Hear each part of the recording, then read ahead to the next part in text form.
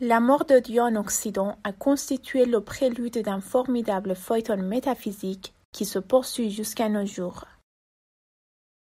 Je ne pense pas que l'Occident ait vraiment envie de vivre. Les gens ont des capacités d'engagement émotionnel limitées.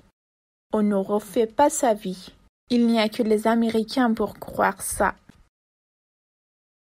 Le dépérissement de la sexualité en Occident comporte peut-être des causes psychologiques, mais il s'agit avant tout d'un phénomène sociologique. Chez l'homme occidental moderne, il y a de plus un goût réel pour la violence. Dans nos sociétés occidentales, un individu peut parfaitement se mettre à l'écart du groupe pour quelques années et tenter un galop relativement libre.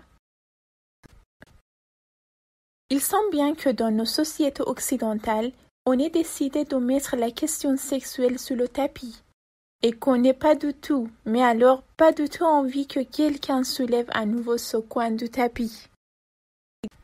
Il n'y a aucun exemple qu'une mode vendue des États-Unis n'ait pas réussi à submerger l'Europe occidentale quelques années plus tard. Aucun. Combien de temps la société occidentale pourrait-elle substituer sans une religion quelconque? L'Occident aura finalement tout sacrifié, sa religion, son bonheur, ses espoirs, et en définitive sa vie. C'est une chose dont il faudra se souvenir lorsqu'on voudra porter un jugement d'ensemble sur la civilisation occidentale. Pour l'occidental contemporain, même lorsqu'il est bien portant, la pensée de la mort constitue une sorte de bruit de fond qui vient emplir son cerveau dès que les projets et les désirs s'estompent. Les relations entre les êtres en Occident sont devenues plus difficiles, ce que bien entendu nous déplorons tous. Offrir son corps comme un objet agréable, donner gratuitement du plaisir, voilà ce que les Occidentaux ne savent plus faire. Ils ont complètement perdu le sens du don. Dès qu'ils ont quelques jours de liberté, les habitants d'Europe occidentale se précipitent à l'autre bout du monde. Ils traversent la moitié du monde en avion.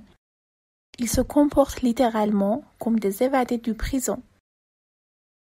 On est bien ici. Il y a ce qu'il faut pour vivre. La seule chose que puisse offrir le monde occidental, c'est des produits de marque. Rares sont les hommes qui acceptent d'être aimés pour leur argent, en Occident tout du moins. C'est autre chose chez les commerçants chinois.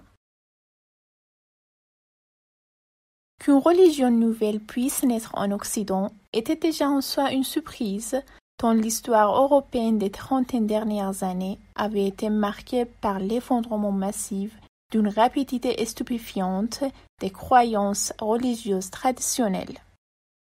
À propos de la sexualité en Occident, Michel met en cause le narcissisme, la perte du goût de l'échange et du don, ainsi que l'impossibilité de ressentir le sexe comme quelque chose de naturel.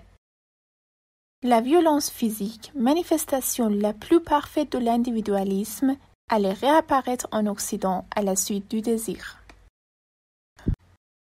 L'Occident n'est pas fait pour une vie humaine. En fait, il n'y a qu'une seule chose que l'on puisse vraiment faire en Occident, c'est gagner de l'argent.